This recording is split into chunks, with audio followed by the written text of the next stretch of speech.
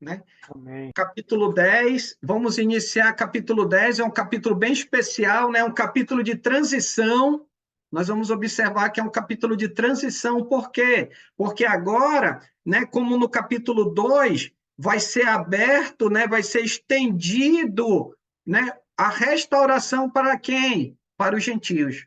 Até aqui, né, a palavra, o evangelho, ele estava sendo anunciado para quem? Só para os judeus, samaritanos, mas agora, né, vai ser vislumbrado, né, uma outra realidade. No caso aqui, a realidade voltada para quem? Para os gentios. Então, Deus vai agir de uma maneira sobrenatural para que justamente a igreja, os discípulos, os apóstolos, no caso aqui, o Pedro, no capítulo 10, mas os apóstolos, lá no capítulo 11, que vão levantar a questão a respeito de quem? A respeito de Pedro. Por que ele entrou na casa de gentios, né? E ele anunciou a essas pessoas a palavra do Senhor. Então, vamos ver nesse primeiro momento, capítulo 10, Deus usando Pedro, né? E aí, capítulo 11, mais para frente, algumas aulas para frente, nós vamos ver os outros apóstolos indagando, levantando questão do porquê, caso eles não entendiam ainda, né? Então Deus teve que agir da mesma maneira que ele agiu, né? De maneira sobrenatural no capítulo 2, ele vai agir aonde? Aqui no capítulo 10. Então vamos abrir lá. Atos capítulo 10, versículo 1. Atos 10, 1. Né? Já deixa aberto aí, só para a gente poder entender nosso contexto, já que a gente estava de recesso uma semana, né? Ficamos aí uma semana de recesso. Nós vimos lá no capítulo 9, versículo 32, que Pedro, ele saiu, né? Ele passa por toda parte, e aí ele vai até os santos que se encontravam aonde? Lá na cidade de Lida, né? E aí, ao chegar lá em Lida, ele está com os santos, ou seja, com os discípulos, os restaurados, e aí ele conhece, né? Ele é levado, ele conhece, chega ao conhecimento dele o quê? Um homem, por nome Enéas, que era paralítico, não nascido paralítico, mas se tornou paralítico, né? E aí o que acontece? Pedro vai lá e restaura esse homem.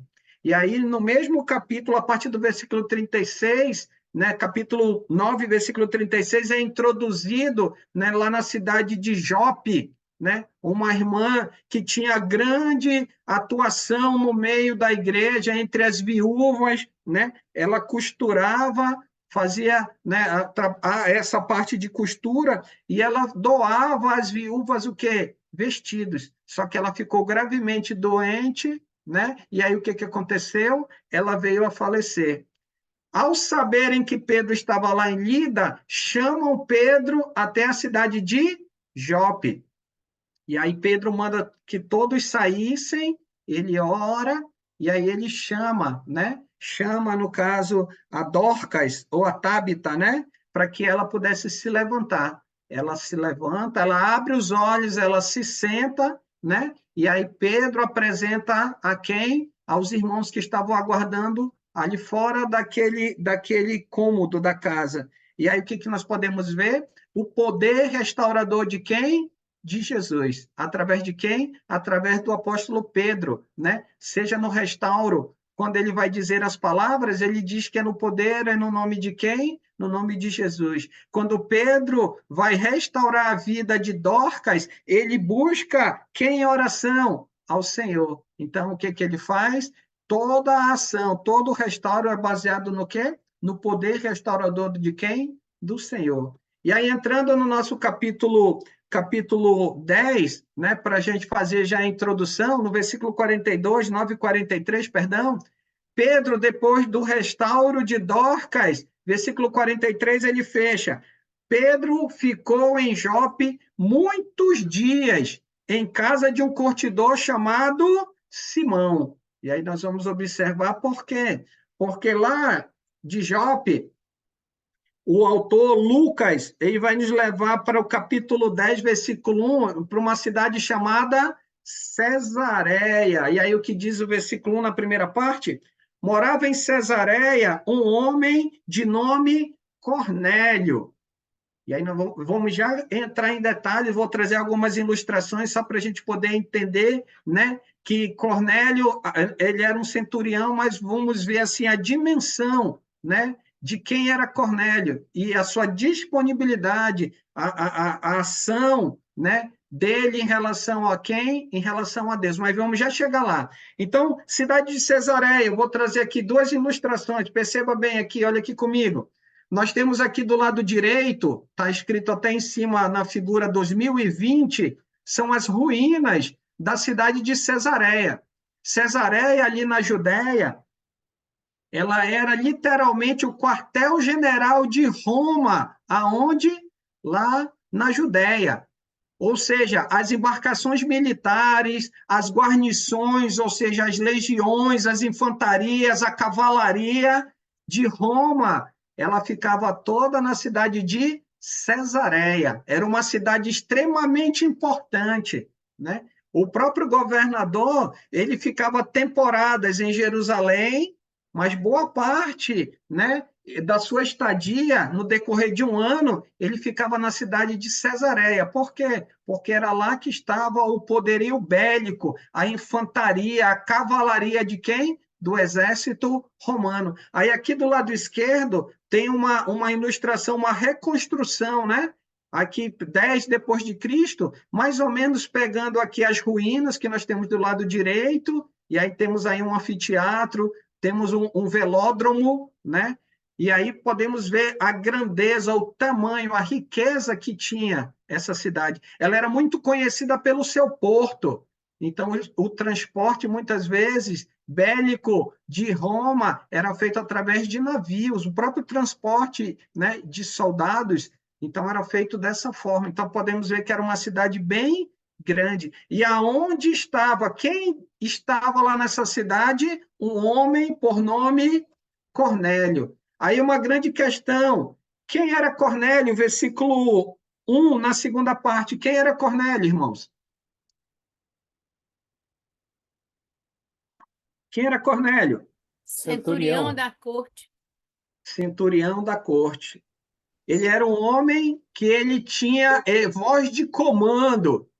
E aí, para que a gente possa entender, ele era um centurião do quê? Versículo 1b. De uma. Italiana, né? Isso, de Italiana? uma o quê? Que se chamava italiana. Era o quê? Agora tu me pegou. Mas está aí, está no texto. Ele usa um Governo romano, né? termozinho de uma É. corte. Uma De corte, uma corte. a corte que Chamava era chamada italiano. o quê? Italiana. Italiano. Os Ah, irmãos têm ideia do que é uma corte? O que era uma corte? É um forte. Vamos lá, É um vamos já dar forte. uma olhada aqui. Qual é a ideia de corte? Só para os irmãos verem aqui. Vou colocar a figura para a gente perceber aqui, ó. Então, lá por volta do ano 100 antes de Cristo, né? Havia algumas leis voltadas para o exército. O que era uma corte? Uma corte, ela era formada por 100 centurias. O que era 100, 6 centurias? Era isso Regimento. aí, ó. Eram 6 formações que iam em torno de 480 a 600 homens. Cada uma centuria dessa tinha um chamado centurião, que ele era o quê? Responsável, né, por um batalhão, ou seja, essa centuria, ou seja, 100 homens, né? E aí nós podemos ver que Cornélio, ele era o quê? Ele era centurião de uma centuria? Não, ele era centurião de uma corte. E uma corte normalmente tinha entre 480 a 600 homens. Então você começa a entender o poder, né? A relevância para que ele pudesse chegar ao ponto onde ele chegou aí, a ser um centurião de uma corte. Ele era um homem experimentado em batalha. Só para você ter uma ideia, olha só aqui, a legião. Vou passar mais uma imagem aqui. Nós temos aí, ó, você consegue visualizar uma legião? O que é uma legião? Uma legião ela é formada de 10 cortes. Então, olha lá, o Cornélio comandava uma corte. mais uma legião, que são entre 4.800 a 6.000 homens, de 4.800 a 6.000 homens, e ela era formada por 60 centuriões. Então, 60 centuriões, cada um comandando uma centuria, e em cada corte havia um centurião responsável. E aí, justamente, Cornélio era um desses, né, que eram responsáveis por uma corte. Segundo Tácito, um historiador romano, lá por volta do final do primeiro século para o início do segundo século, ele descreve num dos seus livros, lá nos seus registros históricos, que na Judéia, haviam cerca de 3 legiões.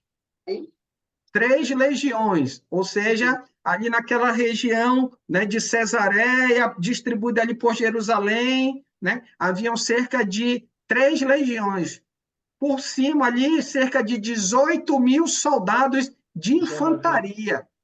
Então, por quê? Porque justamente é provável que a quantidade de soldados era porque havia muitos problemas ali, né? Há registros históricos que era uma região muito delicada para quem?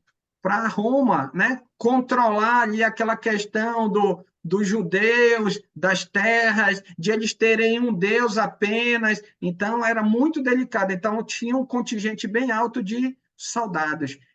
Irmão Edson, o senhor abriu ainda há pouco o microfone, se eu queria perguntar ou comentar alguma coisa, mano? Não, não, não. Eu um tropeço. Tranquilo, tranquilo. Então, ficou claro aqui, irmãos, a ideia lá para que a gente viu, a de Cornélio, ele ser um centurião de uma corte, só para você ver a importância, um soldado raso, um soldado de infantaria, né? O salário de um centurião chegava a ser 15 vezes maior do que o salário de um infante, de um soldado, né? Um soldado que chama raso, né? Um soldado simples. Ou seja, chegava em torno de 15, né? De 15 vezes mais. Diga, irmão Aníbal. Devido a essa navegação, chegada de muita gente estrangeira para Cesareia, por isso que havia esses problemas, né, por causa dessa navegação, que vinha gente de todo lado. É isso? Porque, como a gente pode ver, por exemplo, ao ver a história dos judeus, havia muitas rebeliões, né? Tinha Isso. lá os zelotes, outros partidos, então era como se aquela região, como hoje, né? No contexto lá de Israel, ali, Israel-Palestina, então naquela época, Israel ali fervilhava, então era uma região, já era delicado já naquela época. Então, ao ver o registro histórico de, no caso, a Roma ter cerca de 3 legiões, cerca de 18.000 homens para comandar, para manter o controle, mostrava que era uma região bem delicada, né? Então, que exigia o cuidado, que exigia a contingência de soldados, né? Para manter o controle, para que ela pudesse estabelecer o seu poderio ali naquela região. Então, acredito que seja por causa disso, irmão Aníbal. Claro, eles também guardavam, né, mantinham a segurança, o bem-estar da própria população, porque na própria cidade de Cesareia não haviam só judeus, haviam também gentios. Só para ficar claro. Então, nessa parte aqui, tranquilo? Alguma pergunta, algum comentário? A gente pode passar, deu para ficar claro? Viu? Vamos lá, então. E aí, vamos ver um homem chamado Cornélio. Ainda na indagação anterior, quem era Cornélio? Versículo 2. Quem era Cornélio? Versículo 2. Piedoso, né? Temente a Deus. Isso. Era um homem piedoso, né? Um homem piedoso. O que é um homem piedoso? Ele colocava, né, como prioridade na sua vida quem? Deus. Deus, era prioridade, prioridade. Ele não ia em busca dos seus interesses. E lembrando, irmãos, um outro detalhe que me veio à mente agora, o fato de dizer que a corte dele era chamada de italiana, provavelmente os soldados que compunham essa corte é provável que a origem deles fosse que italiana, ou seja, fossem da região ali de Roma. Tanto é o próprio Cornélio, provavelmente ele era italiano. Um dos pontos porque era chamada de corte, chamada italiana. Então, em geral, provavelmente essa corte específica, ela era chamada com essa nomenclatura justamente por causa da origem dos soldados, inclusive do próprio fugiu aqui, o Cornélio, né? Então, Cornélio sendo um homem piedoso. O que é um homem piedoso? Homem que justamente coloca as coisas de Deus, né? O ensino, a vontade de Deus como prioridade, né? Como prioridade. Coloca Deus como um termo bem adequado, coloca Deus no lugar certo aonde? Na sua vida. Ele era piedoso. Um outro ponto, ele era um homem temente a Deus. Temente a Deus. Ele temia a Deus. Realmente ele sabia, né, quem é Deus. E é um ponto que a gente vai observar, esse temor de Cornélio, ele tinha como base o quê? A velha ou a nova aliança? A velha. A velha aliança. Então, a base do temor, da piedade de Cornélio, ela estava pautada aonde? Na lei. Na lei. Na prática religiosa da parte de quem? Dos judeus. Então, esse temor, essa piedade estava pautada dentro desses princípios. Agora, observe um detalhe. Era somente Cornélio que era piedoso? Era somente Cornélio que era temente a Deus, versículo 2. Observe aí comigo, irmãos. Toda a Era sua só casa. ele. Toda a Toda sua a sua casa. casa. Olha só. Versículo 2 ele deixa bem claro, né? E toda a sua casa, com toda a sua casa, ou seja, esposa, os filhos, os empregados. Nós vamos ver, inclusive, que soldados que estavam sobre a sua guarnição eram também piedosos.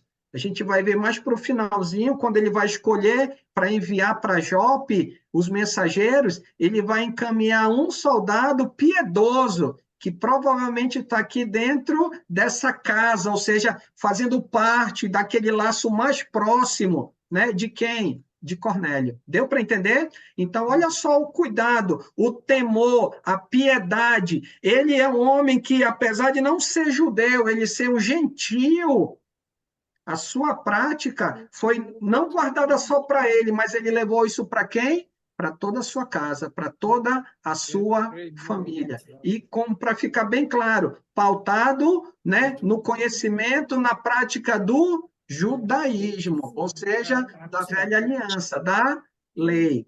Mais duas características de Cornélio. Ele fala também que ele era, além de piedoso e temente a Deus, o que mais que ele era? Dava muitas esmolas. Atos de bondade e esmola, né? Orava Isso. muito a Deus Lembra também. lá quando a gente viu Dorcas? Que Dorcas, ela era lá no capítulo 9, né, diz que ela, final do versículo 36, era notável pelas boas obras e esmolas que fazia. O mesmo termo usado aqui, descrito por Lucas, por esmolas, lá no contexto do capítulo 9, se referindo a Dorcas, é a mesma palavra, né? No mesmo sentido, a mesma ideia aqui para quem? Para Cornélio. Ou seja, atos de bondade. Ele agia com bondade, ele era bondoso, e isso era contínuo, era prático, era comum em relação a quem? Em relação a ele, em relação aos outros, seja, né, judeu, seja para quem fosse, ele era um homem que tinha atos de bondade, ou seja, ele exercia essa prática. Um outro ponto também no versículo 2, para a gente fechar, ele também, o que ele era? Final do versículo. Isso, então ele era um homem de quê? De oração. De oração. E ele não era fraco em oração. A gente vai ver um detalhe daqui a pouquinho, né, que também acentua esse momento, esse temor, essa piedade que o próprio Cornélio tinha, né, em relação à lei, em relação às práticas dos judeus, a prática dos judeus. Agora, olha um ponto importante. Será que Cornélio ele era ele era um homem, como eu posso dizer aqui, ele era um gentil convertido ao judaísmo? Será que ele era um homem, ele era convertido ao judaísmo, ele era um prosélito? Não, Pode ser, né? não era. Não. Acho que Que- não. Vamos dar uma olhadinha lá no capítulo 11, só para a gente observar, versículo 3. Quem encontrou, lê para a gente, 11:3. 11:3, só para a gente dar uma olhadinha aqui, só para tirar... Por que que eu fiz essa pergunta, enquanto os irmãos abrem aí? Existem Entraste alguns em casa teóricos... de. Esse Pode, é isso? pode ler, dona Giovina, pode ler. Entraste em casa de homens incircuncisos e comeste com eles? Ok, ele era circuncidado, ele era prosélito? Não, ele era incircunciso. Por que que eu levantei essa questão aqui? Inclusive, eu anotei para que os irmãos possam refletir sobre isso. Existem alguns comentaristas que falam que ele era, né, prosélito, mas ele não era prosélito. Ele não era um prosélito, ele não era um gentil convertido ao judaísmo. E a evidência clara é justamente no capítulo 11 que a gente vai chegar lá, não com pressa, vamos chegar com calma. A gente vê a indagação da parte dos outros, dos apóstolos, para Pedro e as testemunhas que foram com Pedro a Cesareia, na casa de Cornélio, eles indagam. Você entrou na casa de homens circuncisos e comeu com estes? Deu para entender? Então, olha só. Então, ele não era prosélito, ele era incircunciso, ou seja, ele era gentil, gentil. Isso evidencia ainda mais, né, aquilo que eu falei logo no início, ali, antes da oração, que ele abre, né, ele abre o quê? Ele vai sair do judaísmo, no sentido dos judeus, e Deus já havia feito isso. Só que eles não haviam entendido e não havia chegado o momento. Agora chegou o momento. E Deus vai mostrar para eles que a salvação, a restauração em Cristo é única e exclusivamente dos judeus? Não. Ela sempre foi. Lembra lá, capítulo 2, versículo 17, que ele declara lá que vão falar todos, né? Vai descer sobre todos. E aí que está o ponto. E aqui Deus ele vai cumprir justamente essa palavra, né? Essa revelação. Continuando. E aí, vendo o contexto que a gente observou no versículo 2, piedoso, temente a Deus, ele, toda a casa dele, ele não cuidava só da sua própria vida, ele zelava e a sua família o acompanhava nesse testemunho, né? Ele era um homem de oração, ele era um homem que era bondoso para com o próximo. Aí eu pergunto dos irmãos, só para a gente poder refletir, os atos de bondade e a continuidade nas orações eram suficientes para Cornélio e a sua casa serem restaurados? Não, não. Por quê? Por que que eu trouxe essa questão? Você pode estar pensando, não, mas isso aí eu sei, por que que o senhor já está perguntando isso? Porque muitas pessoas, mundo afora, acham que pelo fato de serem boas, olha, eu não faço isso, eu não faço aquilo, né? Eu não digo palavras feias, eu não discuto, eu pago meus impostos, eu pago as minhas contas, meu nome está limpo no SPC Serasa, está perfeito. Então, eu sou uma pessoa boa, eu estou de bem com Deus. Olha, Cornélio. Cornélio era desse modo. Ele observava, mesmo que ele não fosse um prosélito, ele não seguisse. Tanto é que pode ser que os judeus, eles admiravam ele no momento que ele fazia a bondade, os atos de bondade. No entanto, ele não era tão próximo, porque ele não era ainda convertido ao judaísmo. Então, talvez ele fosse também um pouco, por parte do povo, também o quê? Rejeitado. Mas o ponto é que a bondade, a questão de, eu sou uma pessoa idônea, né? E nas minhas ações nisso ou naquilo, então eu estou em paz, né? Eu estou de boa com Deus. Cornélio poderia muito bem pensar isso. Como diz o Enio, né? Quando o Enio diz, Cornélio estava com 10, né? Cornélio, em termos de tudo isso, 10. Mas só que aos olhos de Deus faltava, ainda não era 10. Por quê? A gente vai observar no texto que existem evidências, né? Qual é a evidência no texto? É o que a gente vai observar agora. Será que Cornélio estava 100% na presença de Deus? Não precisava de nada, ele já era restaurado? Nós vamos perceber que não. Batido, né? Vamos chegar em algumas aulas, vamos chegar lá, mas o senhor está certo, irmão Aníbal, porque é o que a gente tem visto, né? A gente tem visto, mas um ponto que a gente vai ver no texto, agora, do capítulo 10, do 1 ao 8. Primeira evidência é que apareceu o quê para Cornélio, lá no versículo 3? Apareceu o quê? Um anjo. Um anjo de quem? De Deus. Um anjo de Deus. Mas, E o Sandro, anjo, normalmente, sendo de Deus, ele faz o quê, o anjo? O que que o anjo faz? mensageiro. É o mensageiro, a palavra angelos, né, no original, que é a palavra para anjo, a raiz da palavra é mesmo de angelia, que é mensagem. Ou seja, Mas, Sandro, fale, mano, mas assim, fale. é uma pergunta, né? Claro. Mas Pergunte, assim, mano. por todo o perfil que o Cornélio tinha, né? Porque a palavra diz aí que ele orava continuamente, Sim, né? É claro que então a pergunta é o seguinte: tudo isso inspirou Deus, né? Se é que eu posso falar assim, né? Porque Deus deve ter ouvido as orações de Cornélio. Quer dizer, era uma pessoa diferenciada que Deus ouviu. Podemos pensar assim. sim, e nós vamos ver no texto, Edson.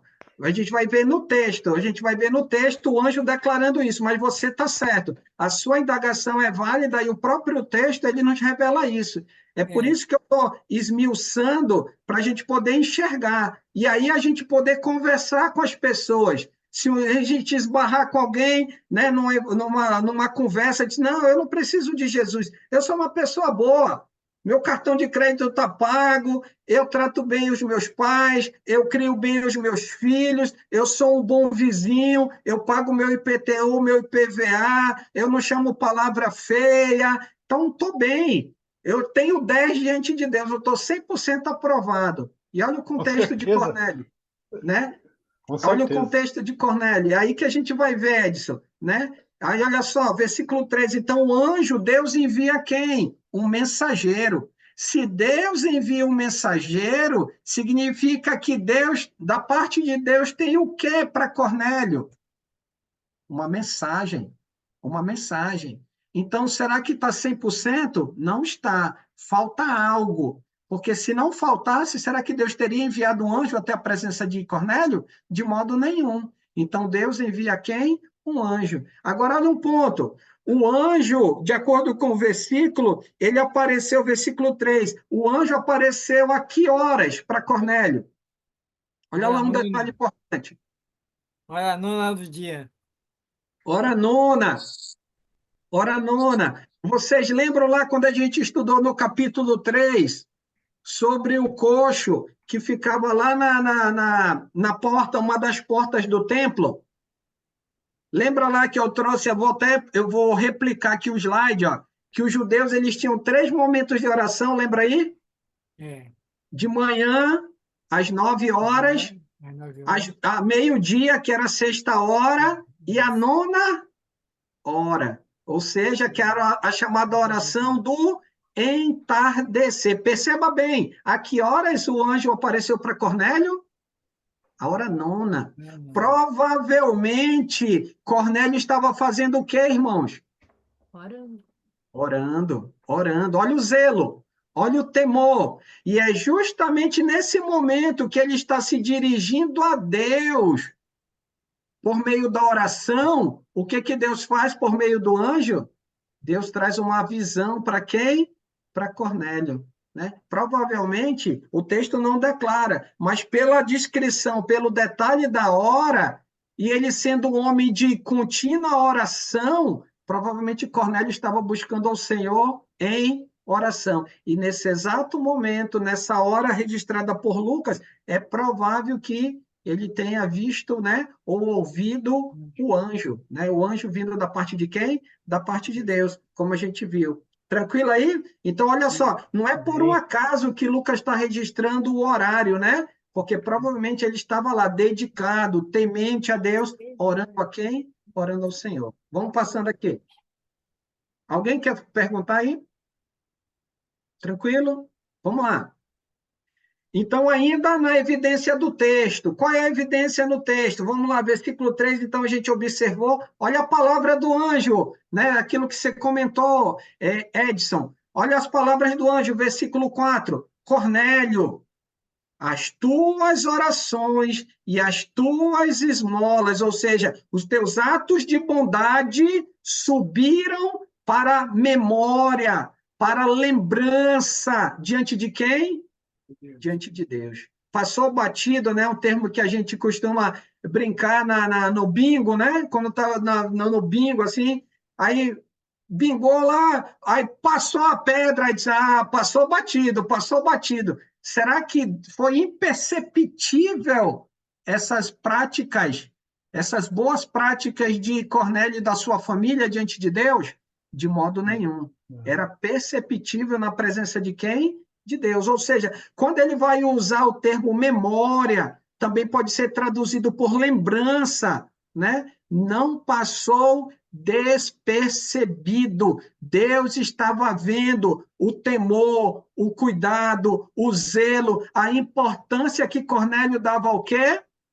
A oração, a Deus, né? Assim, quando ele buscava, por meio das boas práticas, por meio da oração, por meio do temor, da piedade, colocando Deus no lugar certo na sua vida, isso não passou batido aos olhos de quem? Aos olhos do Senhor. Ele percebeu, Deus ele viu. Tanto é que no versículo 4, o anjo deixa claro para quem? Para Cornélio. Você quer falar, Edson?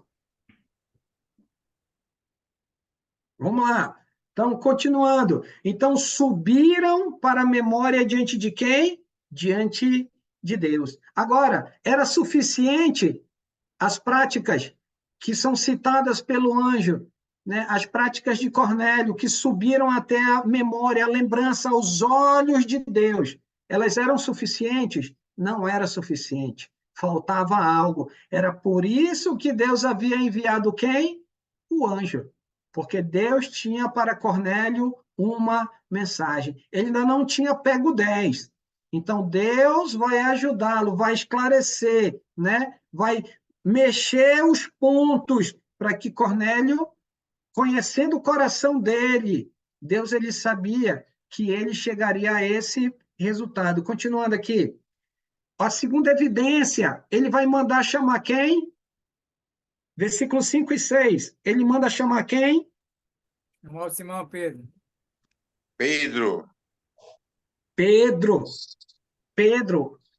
Pedro. E Pedro estava onde mesmo? Em Jope. Jope. Jope. Em Jope. Agora, só para a gente refletir, irmãos. E para que chamar o Simão Pedro? Para que chamar Simão Pedro? Será qual era a finalidade de Deus para chamar Simão? Para falar de Jesus, para Pregar o evangelho. Porque o Pedro era o apóstolo de Deus, de Jesus, e aí tinha o poder de abençoá-lo, de até batizar. Isso. E aí que está o ponto. Vamos ver a resposta de Cornélio. Vamos adiantar um pouquinho aqui. Se você estiver anotando, anote aí o versículo 33 do mesmo capítulo, versículo 33 na segunda parte.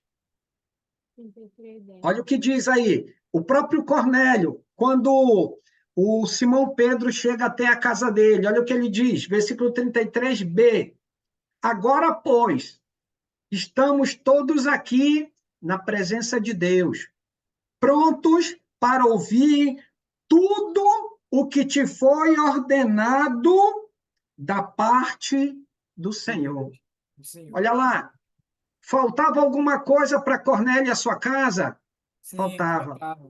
Cornélio provavelmente achava que a sua prática estava ok. Ok. Só que quando o anjo aparece Quando o anjo aparece, né, diante dele, Cornélio já tem a percepção que estava faltando o quê?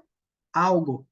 Era necessário mais. Aquilo não era suficiente. Tanto é que quando Simão chega na sua casa, ele reuniu a sua casa pessoas próximos dele, que tinham a mesma prática, o mesmo pensar, né? E aí o que ele diz?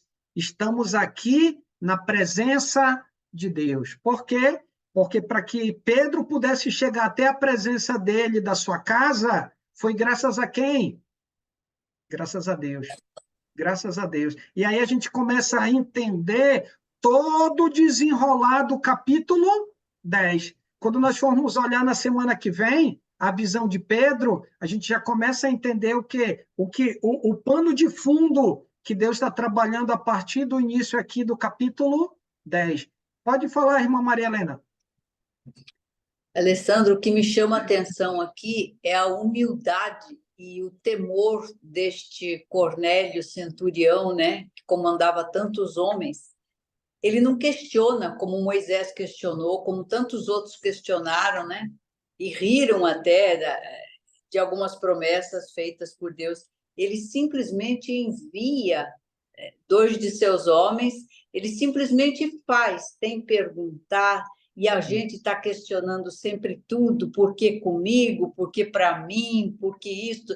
Então, muitas vezes a gente se acha uma pessoa mais crente porque estuda, e este homem aqui, que pouco conhecia de um Deus desconhecido dele, porque ele tinha que adorar outros deuses, né? A lição que está contida aqui para todos nós, de humildade, de acolhimento à palavra, para mim isso é grandioso. Isso. O homem na posição dele, né? Isso. Por isso que eu enfatizei, irmã Maria Helena, para a gente poder entender a corte, e ela, dentro do contexto de uma legião, ele não era qualquer homem. Ele era um homem revestido de autoridade. E como um soldado, né, que começou lá embaixo e agora era um centurião de uma corte, ele conhecia a autoridade. E quando ele ouve a voz do anjo, ele reconhece a autoridade de Deus. É o que a gente percebe aqui no versículo 33. Estamos prontos para ouvir tudo o que te foi ordenado pelo Senhor. Então, ele sabia que tudo aquilo foi possível graças a quem? Graças a Deus. Ou seja, Deus sem questionar, sem perguntar, quer dizer, grandiosa a fé deste homem, né? Sem muito conhecer. Isso mesmo. É uma fé que chama atenção. Isso. Obrigado, irmã Maria Helena. Fale, Renato. No capítulo 20, no versículo 25, o Cornélio ele se prostra perante Pedro. Dentro do que ela está falando. Mesmo.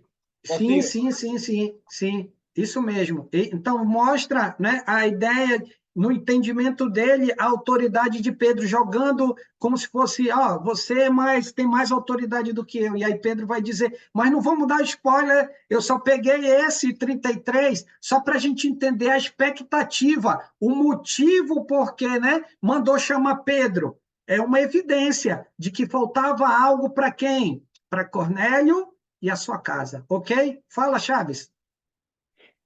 Interessante que maravilhosa é a infinita sabedoria de Deus.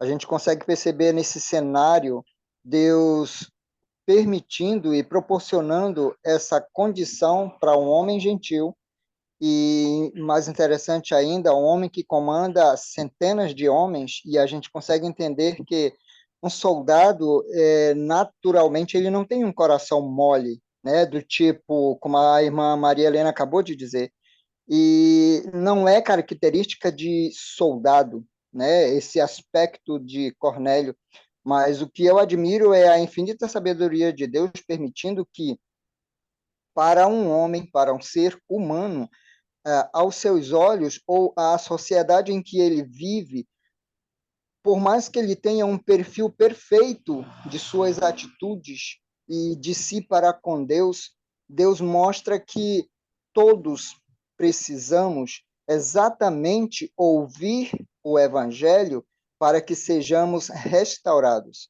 Tanto é que tudo Cornélio fazia diante de Deus, e naturalmente o anjo relatou tudo isto, mas isto não o levava para próximo de Deus e não o concedia a salvação.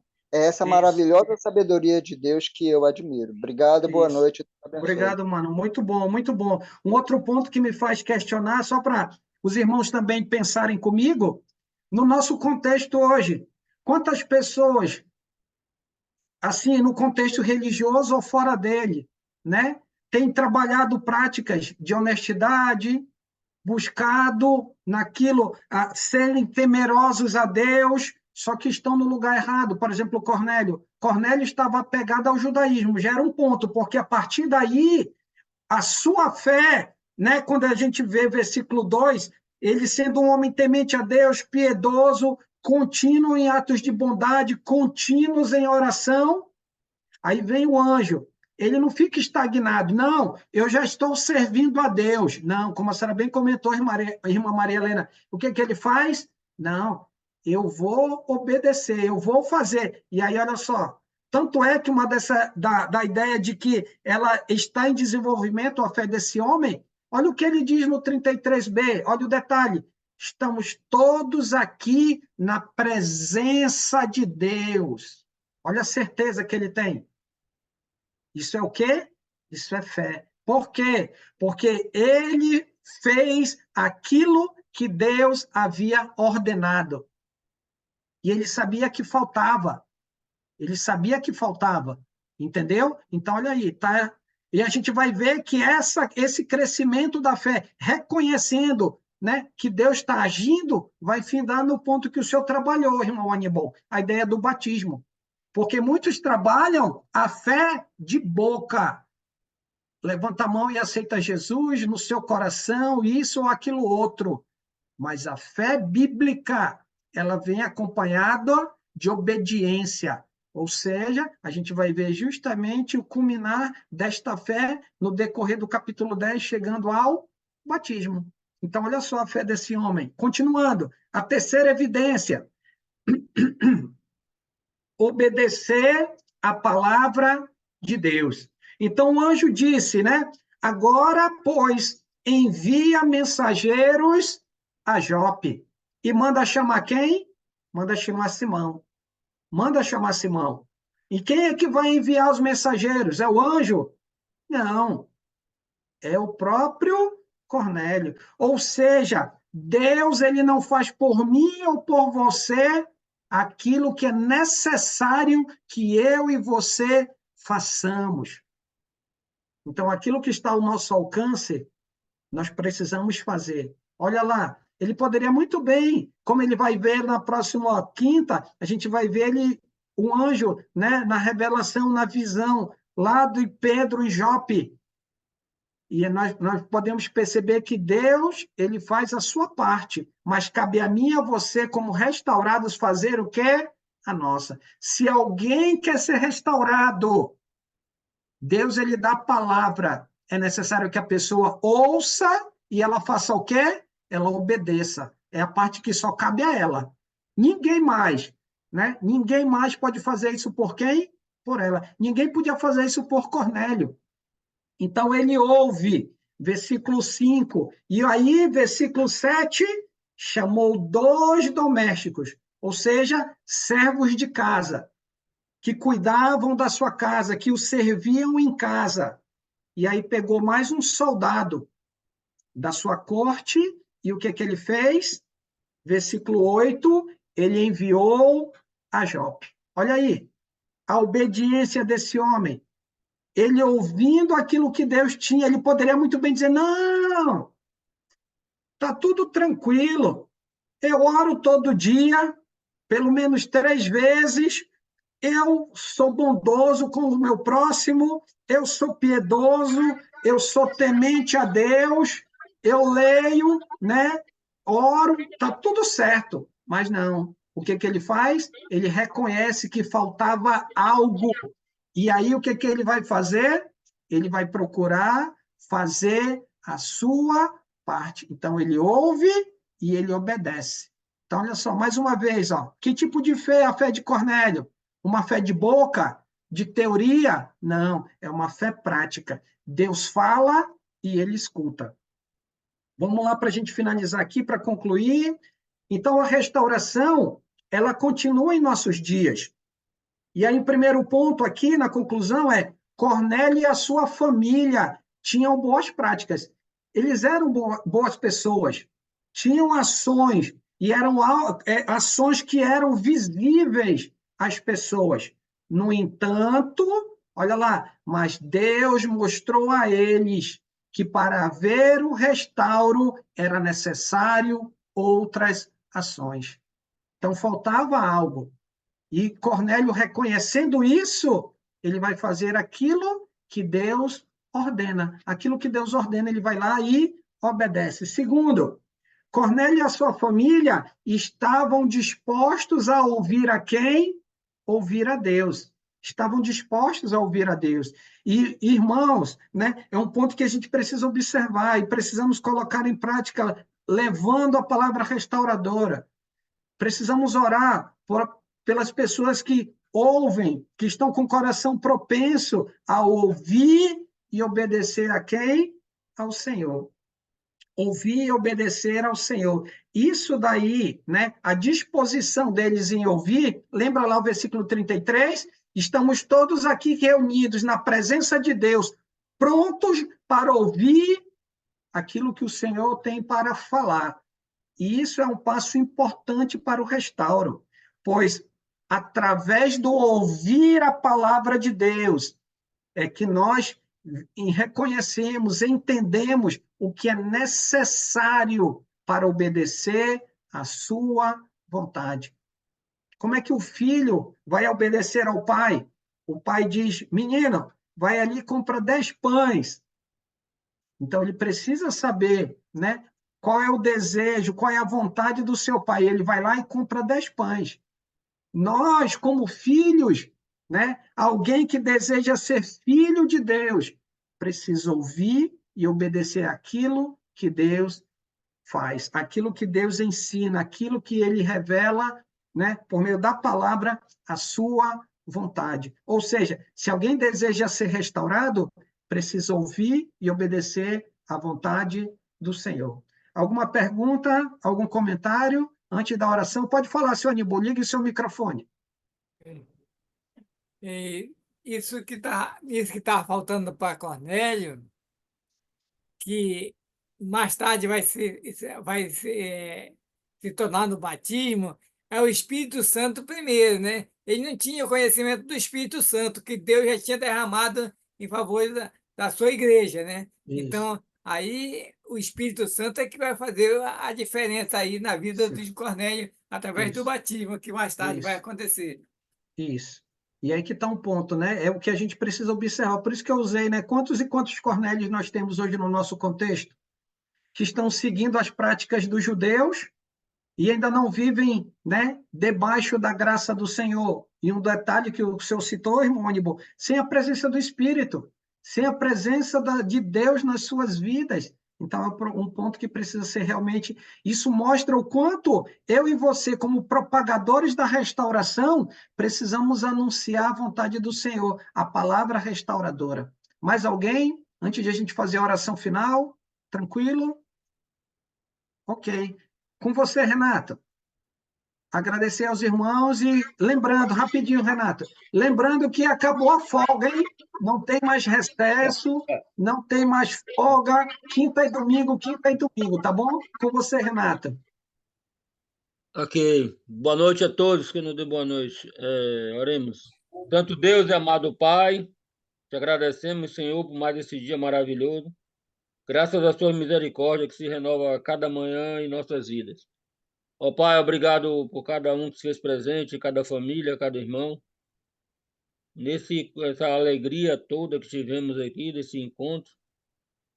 E nos ajuda, Pai, a pregar teu evangelho para vários e vários Cornélios que se encontram mundo afora.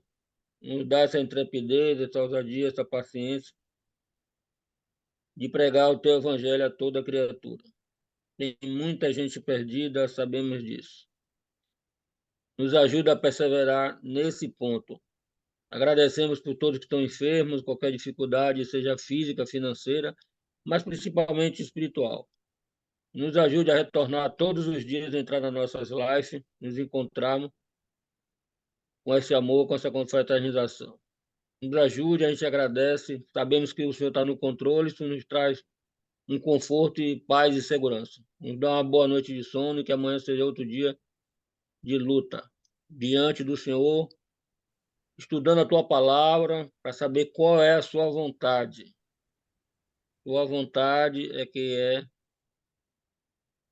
a verdadeira fé nossa, provada o tempo todo, de fazer a tua vontade. Esquecermos de nós, nos esvaziar e fazer a tua vontade.